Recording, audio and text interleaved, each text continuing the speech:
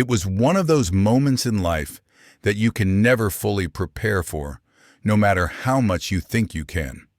There are times when things feel like they're on the brink of shattering, but you don't expect the break to come from the people you love most. That day, I stood in the living room of the house I'd built with my own hands, my sweat, my sacrifices, the dreams I once shared with my wife, Martha. Tiffany was standing there, looking so much like the little girl I used to rock to sleep. Except she wasn't that girl anymore. Her arms were crossed tightly across her chest, her lips pursed in that familiar way that told me she was about to say something that would change everything. I could feel her eyes on me, sharp and unforgiving. There was a coldness in her gaze, something I hadn't seen in years. "You'll either serve my husband or get out of my house," she said. Her voice was calm, almost too calm, but it hit me harder than if she had screamed at me. The words hung in the air, thick with meaning. There was no room for discussion, no room for argument. The ultimatum was clear. I didn't shout back.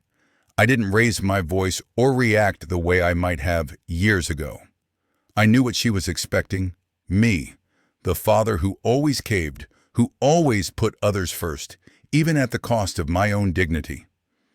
But not this time. This time I wasn't going to crumble under the weight of her demands. Not anymore. The thought of it made me feel almost sick inside. I had spent so much of my life doing everything for her, for them, putting their needs before my own, believing that love was enough to keep everything intact. But I was wrong. I stood there, staring at her, feeling the weight of everything I had given, everything I had sacrificed for this family. And yet, I realized none of it mattered to her anymore. I wasn't the man she once saw as her protector, the one who worked tirelessly to make sure she had everything she needed. No, to her, I was just a resource, a tool to be used as long as I was useful. The realization hit me like a punch in the gut. She wasn't my little girl anymore. She had grown into someone who could look me in the eye and tell me to choose between her husband and my own dignity. She was waiting for me to break. I could see it in her eyes, the expectation that I'd beg her to reconsider, that I'd apologize for being difficult, for not just rolling over and taking it. She had always expected that. Like every other time I had been the one to apologize, to make peace, to keep the family together at my own expense. She'd been waiting for me to be weak, to give her the satisfaction of knowing she had control over me. But this time, I did something different. I smiled. It wasn't a happy smile, not even a reassuring one. It was the kind of smile you give when you've made a decision, a final one. My heart was pounding in my chest, but I didn't let it show. I turned slowly, walked to the hallway, and grabbed my suitcase. I didn't look back. The weight of the house I had built with my own hands, the house I had paid for with every penny I earned, didn't feel like home anymore. I didn't say goodbye. I didn't try to explain myself. I knew Tiffany had been waiting for me to beg, for me to plead, but I wasn't going to. I was done. As I walked out the front door, I felt the cool breeze on my face, and for the first time in years, I felt like I could breathe. I wasn't defeated. I wasn't broken. I had made a choice to stop being the person who always gave in, the person who always took the back seat. I walked away from the home I had built, and for the first time, I wasn't walking out of weakness. I was walking out of strength. It was a week before I saw them again, but I had no illusions about what was to come. Tiffany and Harry, her husband, had no idea what I was really capable of. They had no clue what would happen once I stopped being their fallback, their financial crutch. I was done. Done with the years of financial support, done with being the one who always picked up the slack, and above all, done with the disrespect. The phone buzzed incessantly that week. The number of missed calls stacked up quickly, 22 in total. That was just the start. Each call, each message was a new layer of desperation. But I didn't pick up. I didn't respond to their anger, their confusion, their need. I had been there for them for so long, sacrificed so much. But this time, I wasn't the man they could run to anymore. As I stood in front of my old house for the last time, holding the keys in my hand, I could still feel their weight in my palms. The weight of everything I had given. It wasn't just metal, it was everything. Years of hard work, the nights I stayed up late working overtime, the things I never bought for myself just to make sure they had everything they needed. The house was mine. It was my legacy. But for the first time I realized I wasn't their provider anymore. I wasn't carrying them. I had carried them for years, but that was done. I was letting go. I took one last look at the house, then I turned and left, letting the door close behind me. The decision had been made. This time, I wasn't walking away out of defeat or fear. I was walking away because I had nothing left to give. Nothing but the house and the memories of a family that had become strangers to me. When I finally arrived at Pine Lodge, the quiet felt like a refuge. I settled into the small room and let the silence settle in. The sound of the phone buzzing on the table, though, was an almost rhythmic reminder of the chaos I'd left behind. But I knew that chaos would be their burden now, not mine. A few days passed, and on Saturday, I felt it. The pressure to go back, to make things right again. But no, I couldn't. Not this time. So I went out for groceries, something to fill the silence, and when I pushed through the door of my old house for what would be the last time, it was like any other Saturday afternoon. Except it wasn't. The sunlight, which usually filled the house with warmth, didn't feel the same. The light filtered through the curtains, casting soft shadows. But it didn't bring me joy anymore. Instead, it was just a reminder of everything I had lost. And there he was, Harry, sprawled out in my leather recliner, the one Martha had given me before she passed. She had always said it was a gift for the home, something that would keep us comfortable. It was our chair, but now it was his. His feet were up on the armrest, a half-empty beer bottle dangling from his hand like it was his throne. He barely glanced up as I walked in, just kept staring at the basketball game on the TV, his eyes glazed over. Like he owned the place, like it was his home. The sight of him there, in my chair, doing nothing but existing in my space, was all it took. The anger I'd been holding back for days rose up inside me, but I didn't let it show. I just stood there for a moment, processing the absurdity of it all.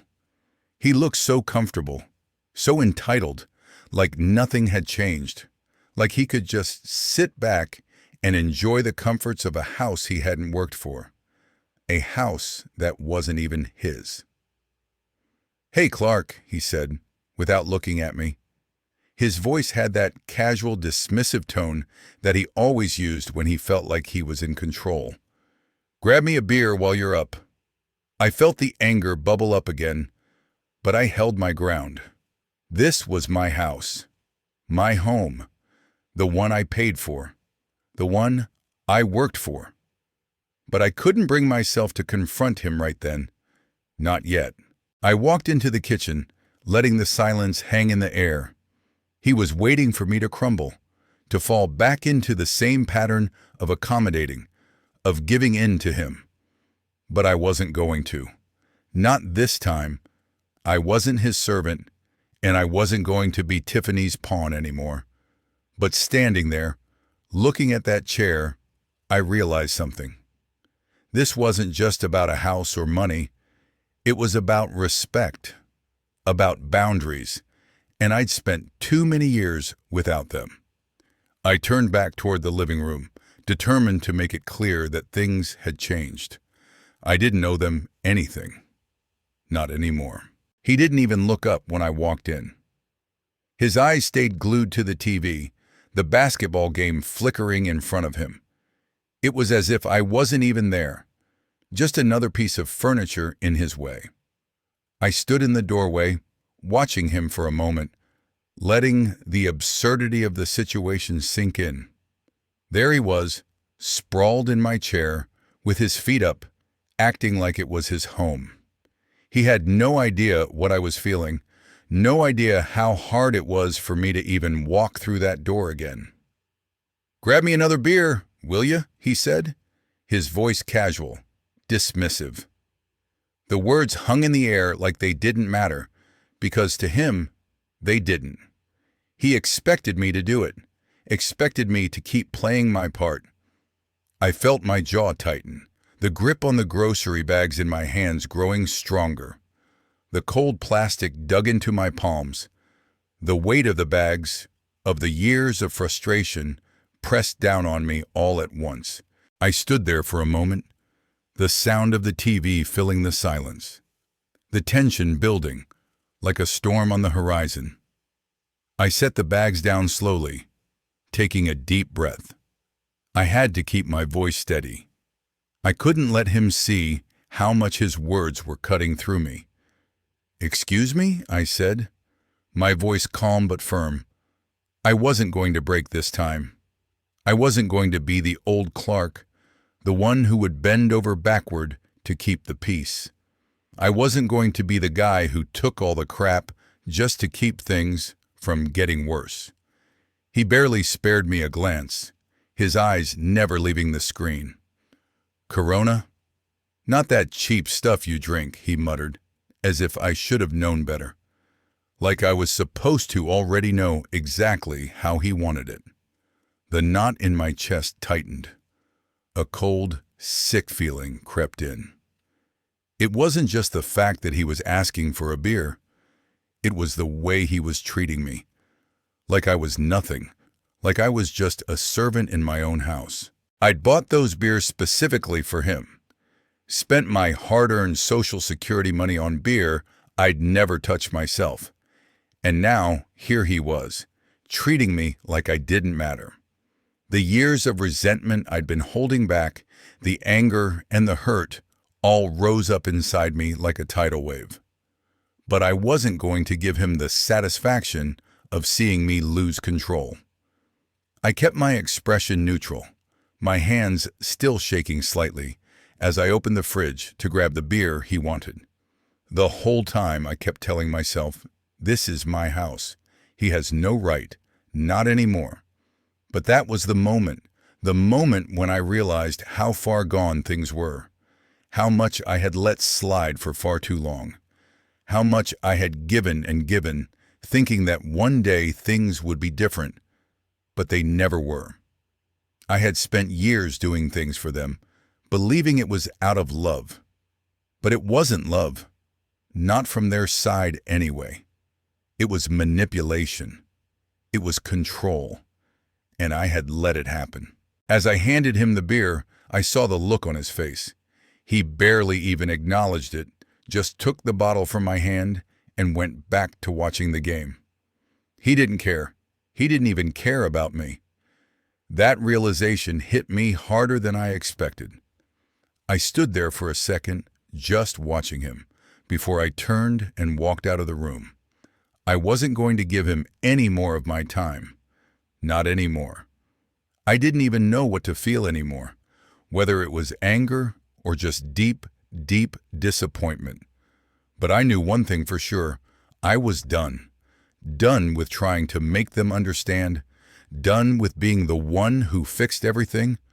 From now on, it was my turn. Tiffany came into the kitchen, her eyes quickly scanning the scene. She took in Harry, sitting back in my chair, still lounging like he owned the place. and me standing there with the frustration simmering just beneath the surface. It was all so familiar, too familiar. The way she walked in, her posture straight, trying to regain control of a situation that had spiraled out of her grasp. She spoke in that tone I knew so well, the one she used when she was a teenager, trying to make everything go her way, trying to make me do what she wanted, to play her game. "Dad, just get him the beer. It's not worth fighting over," she said, her voice already betraying her impatience. She didn't get it. She never really got it. The way Harry was treating me, the way they had been treating me all this time, it wasn't just about the beer. It wasn't just about a stupid argument. It was about respect, about boundaries, about everything I had put up with for so many years, all for them, and now they were treating me like I didn't matter, like I was just a source of money and nothing else. But this time, I wasn't going to back down. I wasn't going to be the father who just gave in. Not anymore. "No," I said, my voice calm but firmer than it had ever been. This was it, the moment I had to stand up for myself once and for all. "Not this time, Tiffany. This is my house." The words felt powerful as they left my mouth, like they had been waiting inside me for years. And now I was finally giving them life. I wasn't just a guest in my own home. I wasn't just a man who had to sit in the corner and take whatever they handed me. This was my house, my home, and I wasn't going to let anyone walk all over me anymore. Harry stood up, the sound of his feet hitting the floor heavy in the silence. He used his size as a weapon, towering over me like he thought it would intimidate me. He was bigger, younger, stronger, but I wasn't afraid of him. Not anymore. I had been through enough, faced enough people who thought they could push me around. I had survived harder things than him. "Funny," Harry said, his voice laced with that same arrogance. "Because your daughter and I live here. We pay the bills with my money." He emphasized the word "my," like he was the one doing all the work, like he was the one who owned everything. I felt my jaw tighten, but I held his gaze. I wasn't going to back down. Not this time. "No, Harry," I said, my words steady and deliberate. "You live in my house, and you're going to treat me with respect, or you can leave." I had no intention of letting him take control of my home. He could yell, he could threaten, but this was still my house. I had paid for it, worked for it, sacrificed for it, and I wasn't going to let him take it from me, not without a fight. Tiffany stood beside him, her arms crossed in that defensive posture she always used when she was trying to act like she was in control. I could see it in her eyes, the same entitled look Harry had. She wasn't even trying to hide it. She looked at me like I was the one causing all the trouble, like I was the one being unreasonable, difficult. "Dad, just get along with him," she said, her voice sharp now, that familiar edge creeping in. "Either you do what Harry says, or you pack your things and leave." And there it was, the ultimatum, just like she had said to me before, just like Harry had done. I had been expecting it, but hearing it again made something inside me snap. I looked at her, and for the first time I saw the truth. The little girl I had raised, the one who once curled up in my lap for comfort, had grown into someone who would stand by while her husband humiliated me. The person I had given everything to, who I thought would understand me, was now the one who was willing to throw me out of my own home for the sake of keeping things easy, for the sake of keeping peace with a man who didn't even respect her father. A wave of disappointment washed over me, but I didn't let it show. "I'll pack," I said, my voice quiet, but it carried the weight of everything I had been holding back. I wasn't going to beg. I wasn't going to fight. I was done. Done with trying to please them, with making myself small just so they could feel comfortable. I turned to walk away, my feet steady as I left the kitchen behind. Tiffany's voice cracked behind me, soft, almost desperate. "Dad, wait!" But I didn't stop. I didn't turn around. I knew what she wanted, what she needed, my apology, my defeat. But that wasn't coming anymore. I had made my decision. I wasn't going to be a doormat any longer. I was going to walk out with my head held high, no matter how hard it was.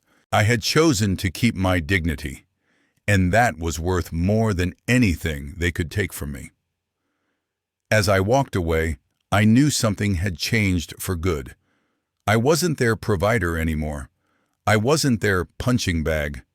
And no matter what happened next, I was done being the person who always gave in. The suitcase sat at the top of the closet, tucked away in the corner, as if waiting for this moment. The same suitcase I had used for our honeymoon, when Martha and I still dreamed about the future together. The same suitcase that had held our clothes as we drove to Yellowstone, laughing, excited for what was to come. Back then, the weight of the bag felt light, full of possibilities. Now, as I pulled it down from the shelf, the weight felt heavier than it ever had. It wasn't just the suitcase. It was everything. The weight of memories. The weight of what I was leaving behind. The room felt emptier than it had ever felt before. Not just because the bed was now bare, the sheets folded neatly on one side, but because the house itself felt empty. All the walls that had once been filled with Martha's laughter, with the quiet moments we shared, now stood silent, echoing only the noise of my footsteps. The place where I had once found comfort now felt hollow, like a shell of the home we had built together. I didn't need much, just enough to get by. That's all I had left now, just enough. No more excess, no more trying to fill the emptiness with things. I folded my clothes carefully, methodically, as if each piece of fabric could somehow hold on to the memories of my past, as if the way I folded them could preserve a little of the life Martha and I had made. A shirt here, a pair of pants there. I didn't need to pack my whole life into this suitcase, just the essentials, the small things, the things that were mine, that I had earned. I took my time, folding everything with purpose. Each fold was deliberate, each movement slow and measured. I wasn't rushing anymore. I wasn't trying to make this easier, because it wasn't. It was hard. It was damn hard, but it was also necessary. The photo of Martha went into the side pocket, wrapped gently in tissue paper. It was the only thing that I knew would always matter.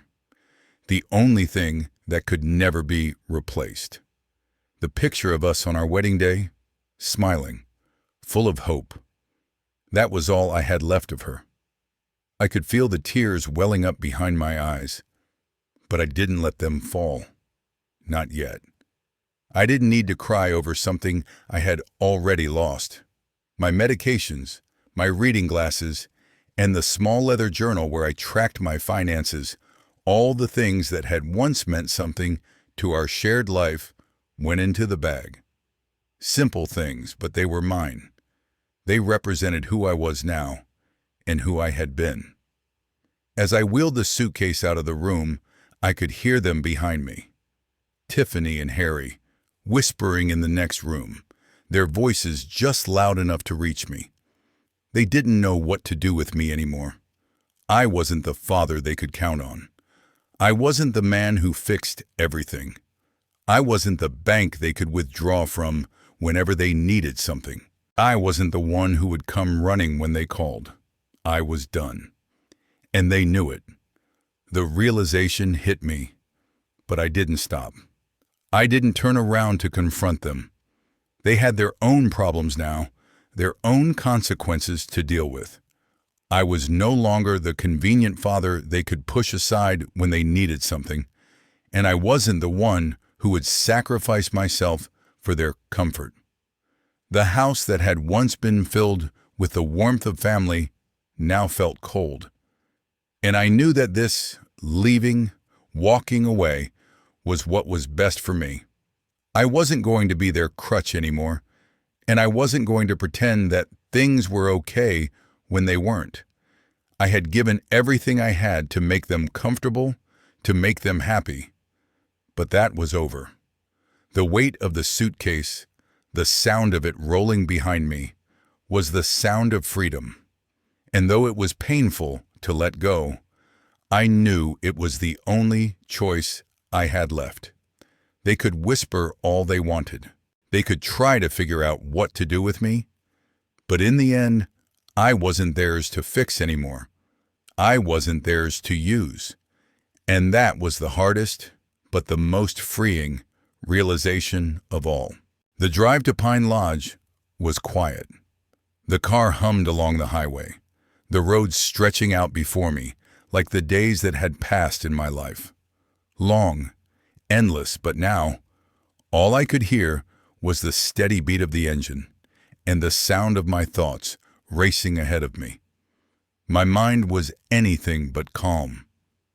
Every mile I drove seemed to weigh heavier on me, the tension in my chest tightening with each passing moment. I wasn't just driving to a motel. I was driving away from everything I had known, everything I had worked for, and everything I had been. I thought about the years, so many years spent supporting Tiffany and Harry. The countless hours I had worked overtime, the days when I skipped meals just to ensure they had everything they needed. I thought about all the sacrifices, the little things I gave up, the comforts I denied myself, all because I thought that's what a father did. I believed that love meant giving even when it hurt. I thought that if I gave them everything, they'd see my worth. I thought Martha would have wanted it that way. She was gone now, but I kept holding on to that idea, that the sacrifices were somehow going to matter, that they would be appreciated. But I was wrong. I could feel it in the pit of my stomach now, the bitter truth that had been slowly creeping up on me for years. It wasn't love they wanted. It wasn't care. It wasn't gratitude. No, it was control. It was my money, my time, my everything. They needed me only when it suited them, and I had allowed it. For so long, I had allowed myself to be their puppet, pulling my strings at their command, never stopping to ask what I needed, what I wanted. It had been my choice to give, to make them comfortable, but I had ignored the toll it was taking on me, the emotional weight of it all. I had built a house of memories, a home where Martha and I had dreamed of growing old together, a place where I had hoped Tiffany and Harry could build their future. But somewhere along the way, the walls I had built with love had turned into walls of lies. Lies about what family meant, lies about what love meant, and most painfully, lies about how they saw me. By the time I reached the motel, I had already made up my mind. There was no going back. I couldn't keep pretending that everything was fine when it wasn't. I couldn't keep allowing myself to be the person they leaned on, only to be ignored when it was inconvenient for them. I was done being their fallback, done being the one who took care of everything while they went on living their lives as if nothing ever mattered. This was it. No more. I wasn't going to be their puppet anymore. I wasn't going to sit quietly while they pulled the strings. I was done being the father who got taken for granted, the man who had no say in his own life. I had spent years thinking that love was enough. But love, real love, meant standing up for yourself, It meant knowing when to walk away, when to stop giving. As I parked the car outside the motel and sat for a moment with the engine still running, I realized something. I wasn't just walking away from them. I was walking toward something new. Toward a life where I didn't have to give away every part of myself just to keep others happy. A life where I could finally breathe again, where I could make choices that were mine, not dictated by others. It was quiet in the car, too quiet, but that silence felt different now. It felt like peace. And for the first time in a long time, I didn't feel the need to apologize. I didn't feel the need to explain myself. This was the calm before the storm, I knew that. The storm of consequences, the storm of truth that was coming for Tiffany and Harry. But I was ready for it. I stepped out of the car, my feet steady on the ground. This was it. The rest of my life was waiting for me, and I wasn't afraid of it anymore. The first few days after I made my decision felt strange, almost surreal. I wasn't used to this silence, this stillness. But I knew I couldn't waste any time. I had to act, and I had to act fast. I spent the next few days making calls that would change everything. I called the bank, and with a calm voice, I canceled their mortgage payments. I called the utility companies and stopped the automatic transfers. Every call felt like an act of liberation. Every time I heard the confirmation, every time I took back control, it felt like lifting a weight from my shoulders. The weight of years of sacrifice, of giving, of being taken for granted was finally gone. When I checked my bank accounts, I could almost feel the years of my life slipping through my fingers. The balances that were once so steady, so reliable, now felt empty, hollow. I saw how my lifetime of sacrifice had slowly bled away, how the money that should have been mine, money I had worked for, money I had earned, had been spent, not on me, but on them. I had always thought that the sacrifices I made would lead to something good, something meaningful. But in the end, all it had led to was my own exhaustion, my own feelings of being invisible, but not anymore. That was the turning point. I was done.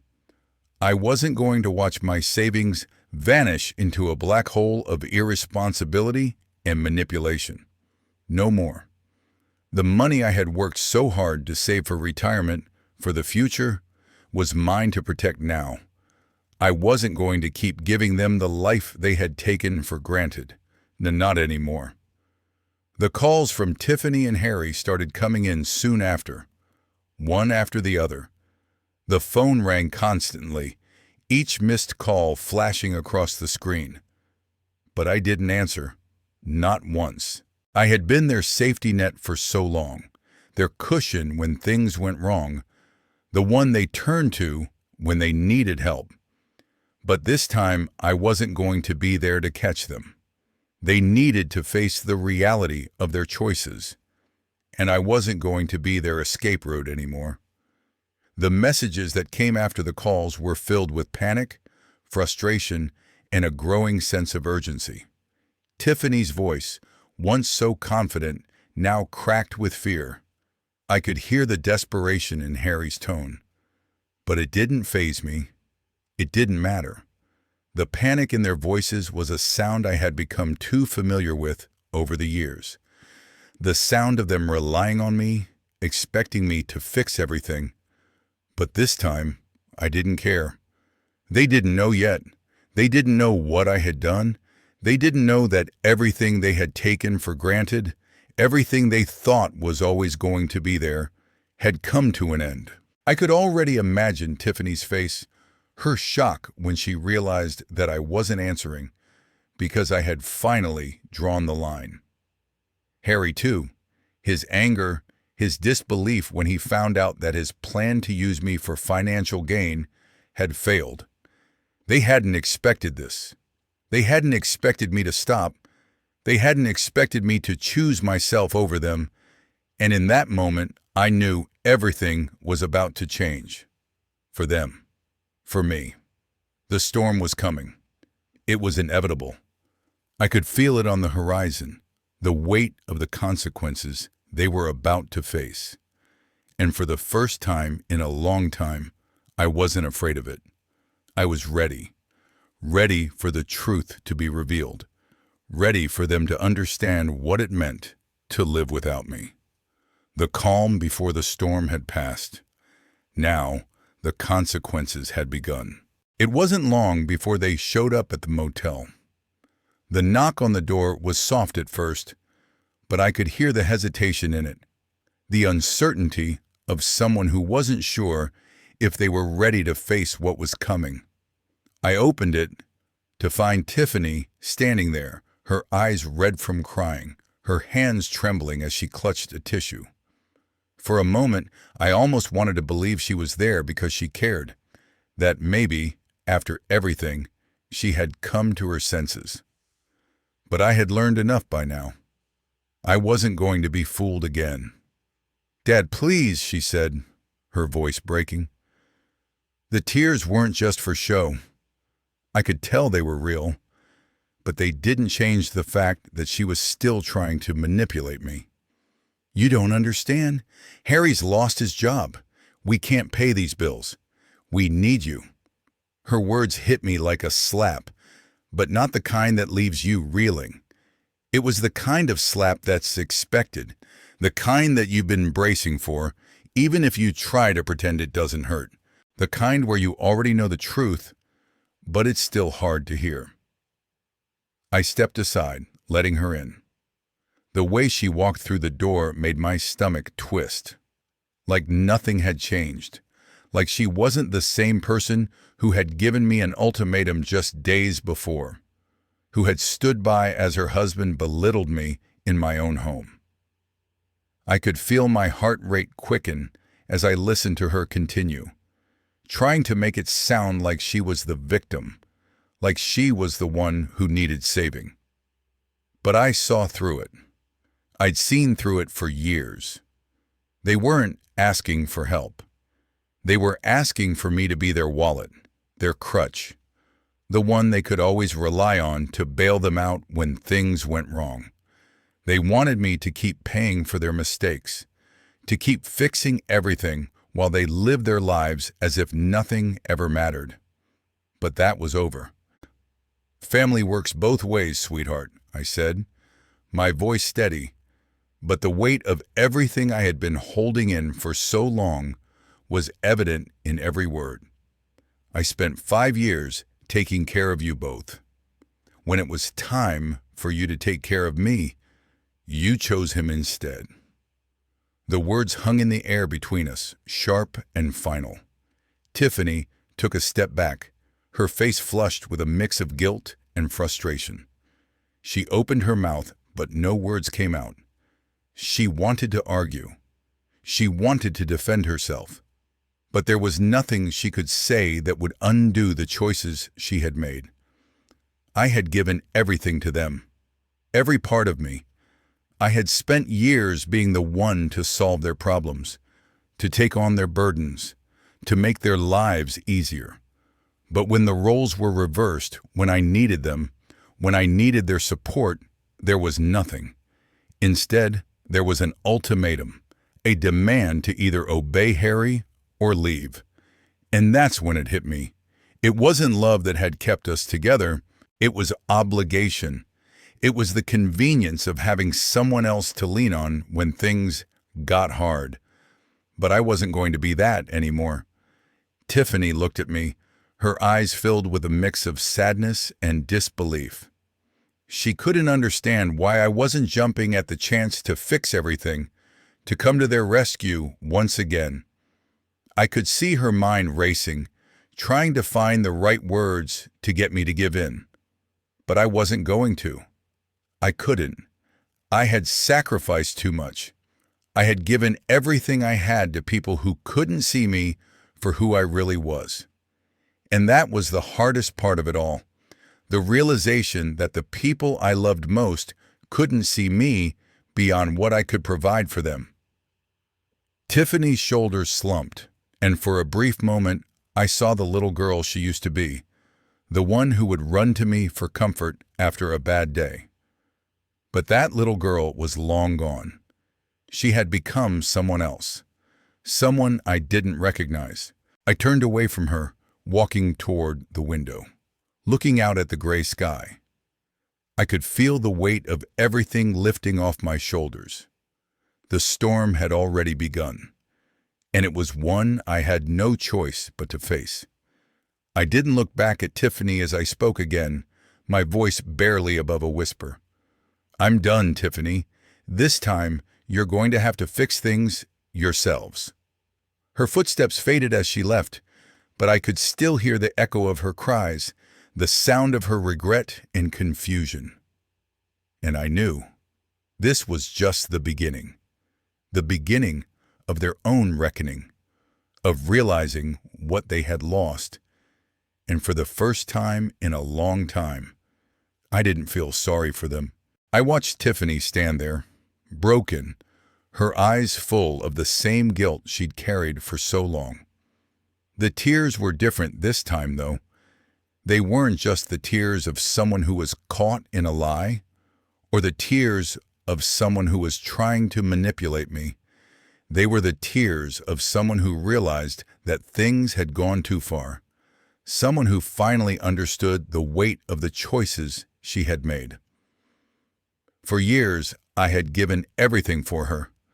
I had sacrificed more than I cared to admit, all because I believed that if I kept giving, if I kept showing her love through action, it would eventually matter. But in the end, I had learned that love wasn't just about sacrifice. It was about respect. And respect was something I had stopped receiving long ago. I had given Tiffany one last chance to make things right, to stand up and admit her wrongs, to see through the fog of excuses and manipulation, and acknowledge what she had done. But the truth was, it wasn't about me anymore. It was about her. I could see it in her face. She had already been given the ultimatum, one I never thought I would have to give. She had a choice: to continue in the same toxic cycle or to break free, to own up to the hurt she had caused, to make amends, and rebuild something real. But as I stood there watching her, I realized that no matter how many chances I gave her, the decision had always been hers. Tiffany was standing in front of me, not as the daughter I had once known, but as a woman who had to face the consequences of her actions. She had to reckon with the choices she had made, the ones that had hurt me, the ones that had hurt our family. And I wasn't going to fix it for her this time. She had to fix it herself. Her shoulders trembled as she wiped her eyes, but she didn't say anything. She didn't need to. The silence between us spoke volumes. It was a silence that carried years of pain, years of unmet expectations, and years of me carrying a burden that wasn't mine to bear. But now it was over. Now the weight had shifted. I was free from it, even if it meant walking away from her. The final truth wasn't just about what had happened. It was about understanding that sometimes love wasn't enough. Sometimes love needed boundaries. Sometimes love had to be tough. And for the first time, I understood that letting go was the only thing I could do for her. It wasn't punishment. It was a lesson in respect, in growth, and in the painful but necessary journey of finding one's own strength. I could feel her eyes on me, waiting for me to say something, anything. But I didn't need to. I didn't owe her more words. I had already said everything I needed to say.